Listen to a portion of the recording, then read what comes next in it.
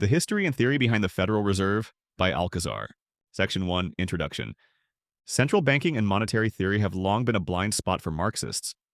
When libertarians argue that established financial power originates from a malicious expansion of state power, or when anti-Semites claim that it is all due to the Jews, one can obviously counter that finance capital is, in fact, responsible. However, without concrete analysis, finance capital is merely another phrase, another bogeyman behind the curtain, and the connection between Marxist theory and the historical development of central banking remains unclear. Without concrete analysis, we achieve no more than the ideological mystification of those who blame all social ills on the state or on Jewish people. Unlike our enemies, however, we are not bluffing. The genealogy of modern central banking is a matter of historical record, a record that the theories of Marx, Engels, and Lenin elucidate rather than mystify. In short, the record shows that established finance developed a method for issuing emergency liquidity, thereby protecting themselves from periodic crises in the money market, independently of the state. The odious bailout function of central banks merely institutionalized and scaled up the role that private actors like the New York Clearing House and J.P. Morgan Sr. played in mitigating earlier crises. Moreover, it was this precise network of institutions and men, in a word, finance capital, that was responsible for the creation of the Federal Reserve. None of this is mysterious from the perspective of Marxist-Leninist theory. Section 2. Theory. Marx deduced the possibility of a general crisis from the asymmetry inherent in the process of capital expansion itself. Specifically, he identified the possibility that the supply of all commodities can be greater than the demand for all commodities, since the demand for the general commodity, money or exchange value, is greater than the demand for all particular commodities. During crises, money becomes scarce, ruining those who get caught holding the bag of commodities. Underlying this is the necessity that value, in order to expand, must continuously transform itself between use value and exchange value, and that only in the transition from commodity to money can surplus value emerge. In the MCM cycle, CM is the critical junction, and the recurring problem is that C cannot become M without the ruination of countless capitalists. Insofar as the payments balance one another, money functions only ideally as money of account, as a measure of value.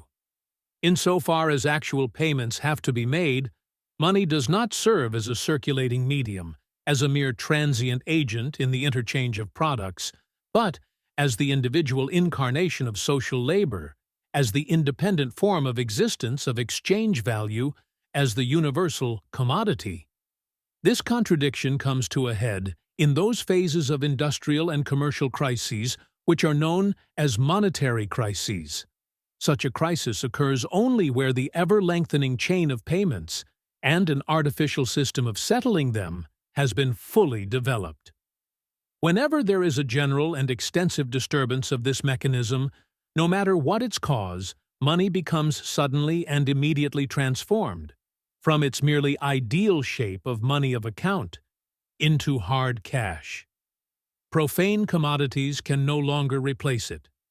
The use value of commodities becomes valueless, and their value vanishes in the presence of its own independent form. On the eve of the crisis, the bourgeois, with the self-sufficiency that springs from intoxicating prosperity, declares money to be a vain imagination. Commodities alone are money. But now the cry is everywhere. Money alone is a commodity. As the heart pants after fresh water, so pants his soul after money, the only wealth. In a crisis, the antithesis between commodities and their value form, money, becomes heightened into an absolute contradiction. Hence, in such events, the form under which money appears is of no importance. The money famine continues, whether payments have to be made in gold or in credit money such as banknotes. Marx Capital, Volume 1. This spirals into a general crisis due to the chain of mutual claims and obligations, the sales and purchases, which is the connective tissue of commodity circulation in the capitalist economy. Once a crisis begins, it spreads with virulence. The flax grower has drawn on the spinner, the machine manufacturer on the weaver, and the spinner. The spinner cannot pay because the weaver cannot pay, neither of them pay the machine manufacturer, and the latter does not pay the iron, timber, or coal supplier. And all of these in turn, as they cannot realize the value of their commodities, cannot replace that portion of value which is to replace their constant capital. Thus, the general crisis comes into being. This is nothing other than the possibility of crisis described when dealing with money as a means of payment. But here, in capitalist production, we can already see the connection between the mutual claims and obligations, the sales and purchases, through which the possibility can develop into actuality. Because the reconversion into M is the sine qua non for capitalist production, the entire operation comes to a grinding halt. Modern bourgeois economists refer to this as the survival constraint. As Engels writes in Socialism, utopian and scientific, the necessity of this transformation into capital of the means of production and subsistence stands like a ghost between these and the workers. It alone prevents the coming together of the material and personal levers of production. It alone forbids the means of production to function, the workers to work and live. On the one hand, therefore, the capitalistic mode of production stands convicted of its own incapacity to further direct these productive forces. a variable money supply allows for artificial liquidity infusions that temporarily circumvent the breakdown of payments described above. During a crisis, no one is willing to part with money to buy commodities that need to circulate, causing the entire cycle to break down. Under an elastic currency regime, such a crisis is met with infusions of artificial liquidity. This acts as a sort of cardiopulmonary resuscitation for the economic body. When blood stops flowing, outside pressure can get it going again. But how to address this? Marx is clear that because it permeates the process of circulation, credit can bridge the payment gap. However, in times of crisis, credit evaporates. The demand for hard currency extinguishes credit as fearful bankers call in their loans. Even when long-term solvency is assured, it does nothing to alleviate the immediate crisis. Everyone knows a crisis is a temporary situation, that credit and easy money will soon return. But in a state of competition where it is clear someone will be left crushed between an unwilling market and the chain of mutual claims and obligations, the immediate impulse of every capitalist is self-preservation, leading to the hoarding of liquidity. No one will lend and no one will buy. It is this crisis that creates the fear, and the fear that fuels the crisis. The fear is universal, but it is not equally distributed. The largest, most well-connected banks are in the best position, and by banding together, they are able to jointly issue emergency liquidity. In doing so, they temporarily suspend the conditions of capitalist competition. Like a cartel, capitalists annul their character as capitalists, cooperating to preserve their dominant position in the market.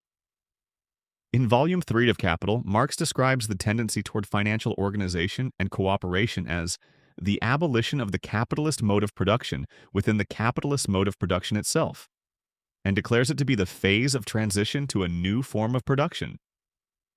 As crises recur each time on a greater scale, this rebellion of the productive forces against their nature as capital forces the capitalist class itself to treat them more and more as social productive forces, as Engels writes. In the trusts, freedom of competition changes into its very opposite, into monopoly, and the production without any definite plan of capitalistic society capitulates to the production upon a definite plan of the invading socialistic society. And Marx? When we pass from joint stock companies to trusts which assume control over and monopolize whole industries, it is not only private production that ceases, but also planlessness. Marx and Engels are describing joint stock companies and trusts which, in their day, were the avant-garde of capitalist combination. These were the direct precursors of the industrial combines and monopolies described by Lenin in Imperialism, the highest stage of capitalism. By the early 20th century, Lenin observed that a similar process of cooperative interlocking was occurring among the great banks. These banks, through their ability to Ascertain exactly the position of the various capitalists, then control them, influence them by restricting or enlarging, facilitating or hindering their credits. Wielded decisive influence over industrial and merchant capital. For this reason, Lenin describes imperialism as the ascendancy of finance capital. Just as Marx saw joint stock companies and Engels saw trusts as evidence of an invading socialistic society, Lenin described finance capital and imperialism, along with their relationship with the state, as the transition from the capitalist system to a higher social economic order. For Marx, Engels, and Lenin, socialism was not a voluntaristic, self-conscious project undertaken by individuals subjectively opposed to capitalism. Rather, socialism was the inevitable conclusion of the objective contradictions essential to the very process of capitalist reproduction. The circulation of commodities at exchange value would lead to a falling rate of profit and economic crises, which would trigger the consolidation of capital under fewer and fewer firms. At some point, this process would no longer be sustainable as a free system without intervention.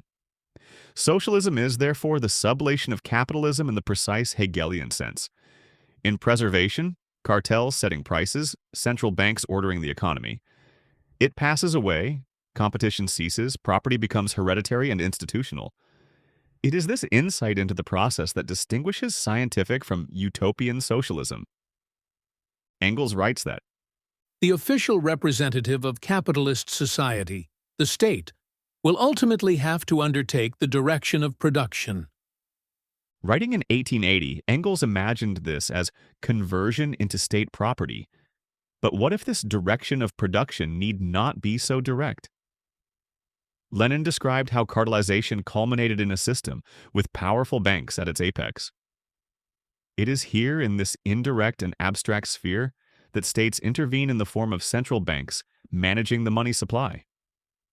Finance capital, out of necessity, began to treat the money market as social productive forces, cooperating to mitigate periodic crises, and when private bailouts no longer sufficed, they turned to the state. Section 3. Before the Federal Reserve, the National Bank System, and the New York Clearinghouse. Since 1863, America had operated under the National Bank System, a veritable relic. Ostensible decentralization left banks across the country at the mercy of New York. Created by Treasury Secretary Salmon Chase in the midst of the Civil War, banks participating in the system were required to invest in a proportionate amount of government bonds, deposited with the Treasury as collateral in order to issue notes. Similar to the conditions surrounding the creation of the Bank of England, Chase aimed to force banks to invest in government debt to finance the war. In that desperate context, the system worked well enough for that specific purpose. But half a century later, it had become an unwieldy and inflexible giant. Currency was inelastic, as it could only expand through investment in government bonds, bearing no relation to the level of trade. Strict reserve requirements kept 25% of New York deposits locked away, and similar restrictions on other banks kept reserves largely immobile. At the top, there was nothing, as member banks acted in their own interest. In times of crisis, currency remained inelastic. Strict requirements kept existing reserves immobile, and there was no central authority to coordinate the system's response. De jure, the system was acephalic and had no recourse to elastic currency. De facto, things were complicated by the presence of the New York Clearinghouse. By 1860, the largest 10 banks in New York City held 46% of the total banking assets of the city. This ongoing concentration of capital was reflected in the explicit organization of New York banking during the 1850s in the form of the New York Clearinghouse Association, formed in 1853. Originally organized to facilitate specie transfer, the clearinghouse soon developed into a mutual association capable of coordinating and enforcing cooperative action among the city banks. Controlled by a committee composed of 5 bank officers, usually representing each of the most powerful banks in the city, regulating the admission or expulsion of clearinghouse members. By 1907, the organization functioned as an unofficial banker's bank in this vacuum. It managed the daily exchange of checks between banks and, more importantly, pooled member bank reserves to issue emergency currency, loan certificates, to mitigate fallout during crises. Holding this power, it could dictate terms to the lesser banks during crises. To deny their services at such a juncture was to destroy, and they knew this. With this power, the clearinghouse, dominated by the more conservative and solidly entrenched institutions, which were either within the Morgan sphere of influence or the National City Bank, Rockefeller sphere of influence, imposed an order on New York finance that favored establishment finance. Section 4. Necessity, the 1907 crisis. Despite the grumblings of certain bankers, the question of currency and banking reform could be ignored as long as economic conditions allowed. After the 1907 crisis, bankers as a class could no longer ignore it. As is often the case, the crash followed a period of feverish speculation.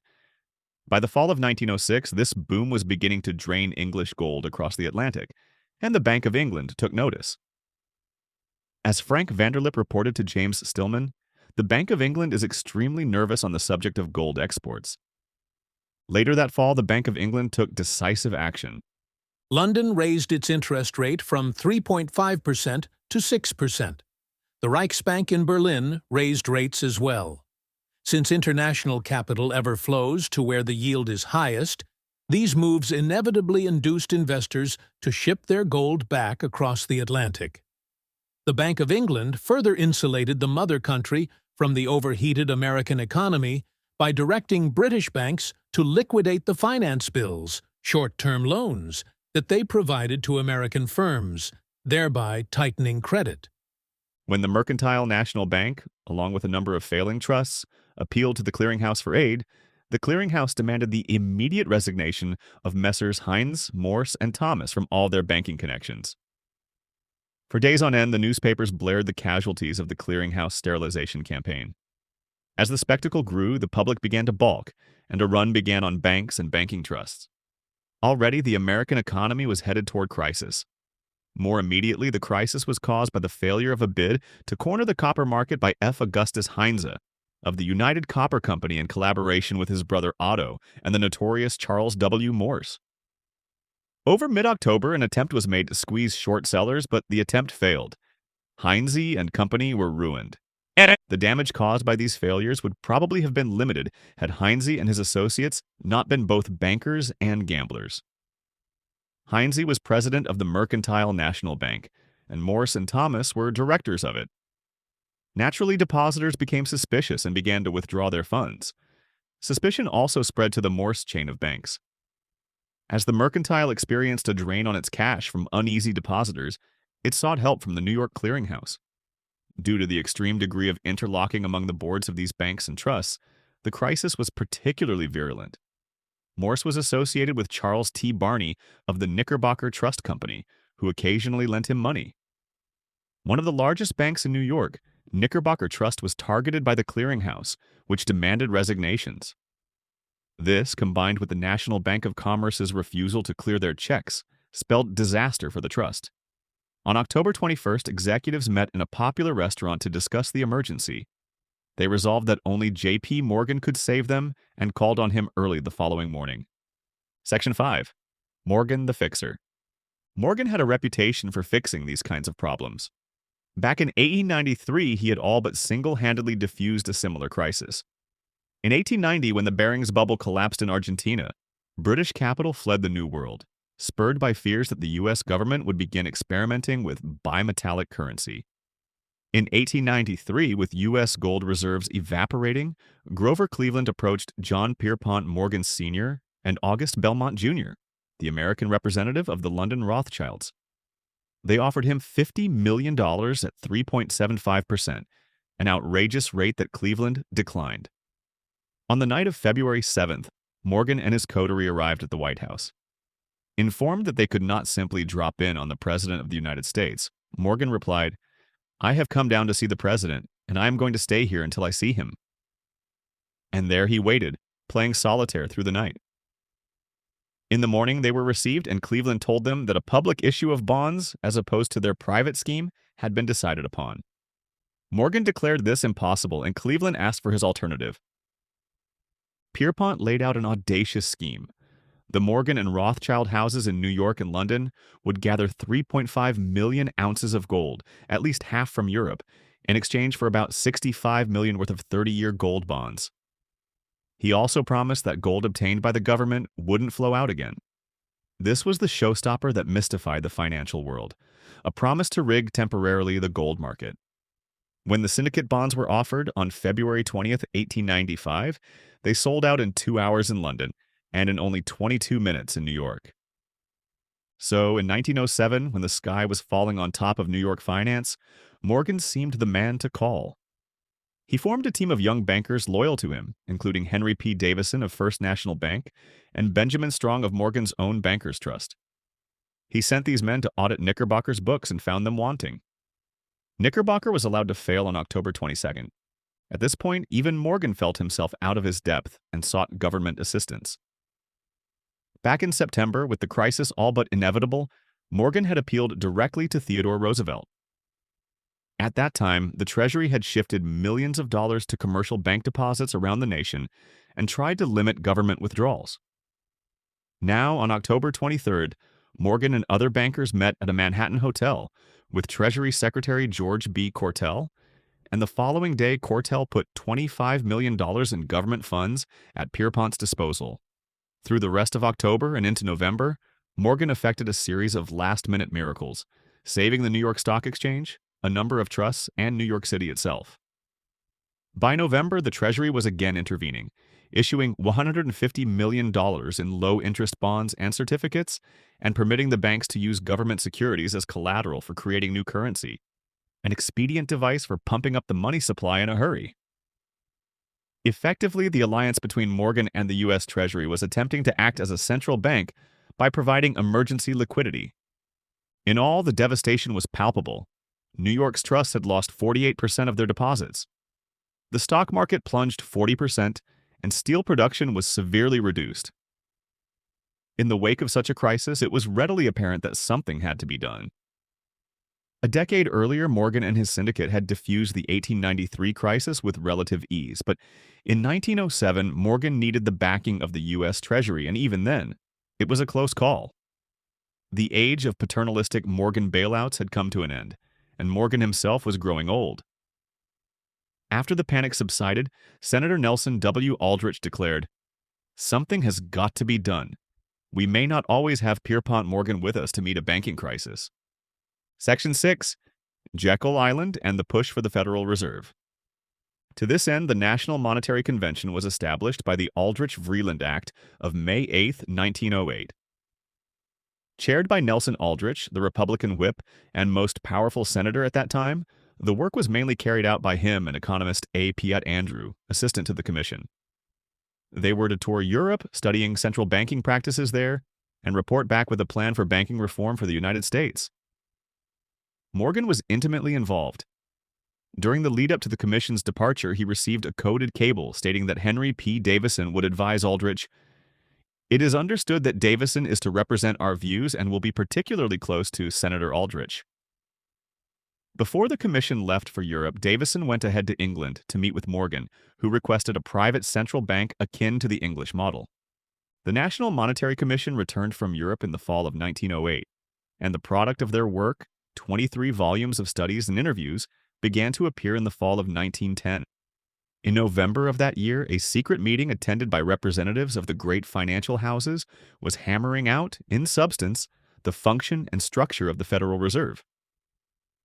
Already with the National Monetary Convention, men like Aldrich were aware of the uproar muckrakers could make, with the frank reality that a small circle of political and financial elites were planning to unilaterally remake U.S. banking.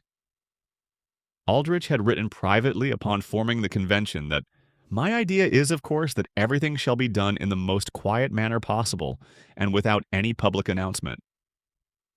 But this meeting was on another level of secrecy. Secretaries and wives were told that their bosses and husbands were off for duck hunting. Full names were not used. At close to 10 on a cold November night, the last few passengers boarded the last southbound train, departing from a nondescript New Jersey rail station. As they began to pull out of the station, the train shuddered to a stop and began to reverse, pulling back into the station. A moment of confusion was settled by a sudden lurch and the slam of couplers. A car had been connected to the back. But what car? When the passengers arrived at their destination, it was gone. It would be years before anyone knew who boarded that train car that night, or what their destination and purpose were. The car belonged to Nelson Aldrich, and its passengers were a veritable who's who of high-power finance.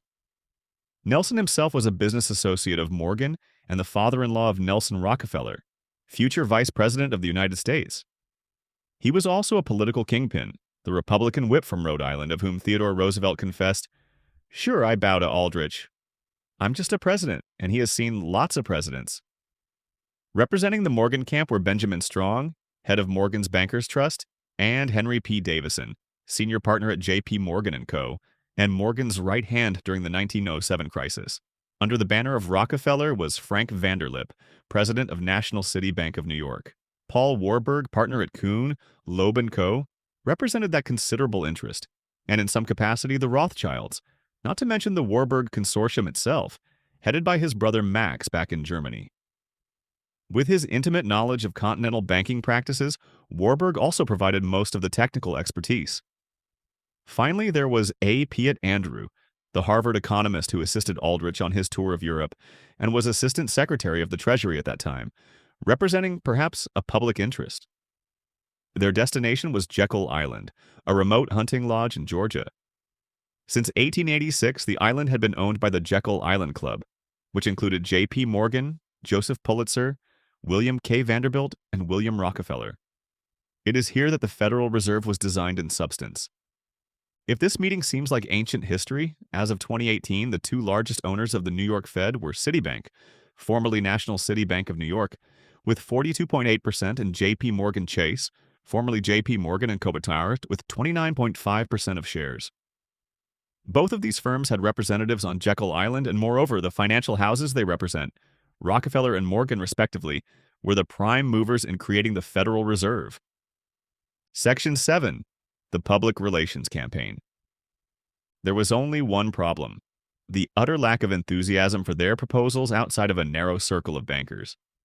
In Warburg's opinion, it was certain beyond doubt that unless public opinion could be educated and mobilized, any sound banking reform plan was doomed to fail.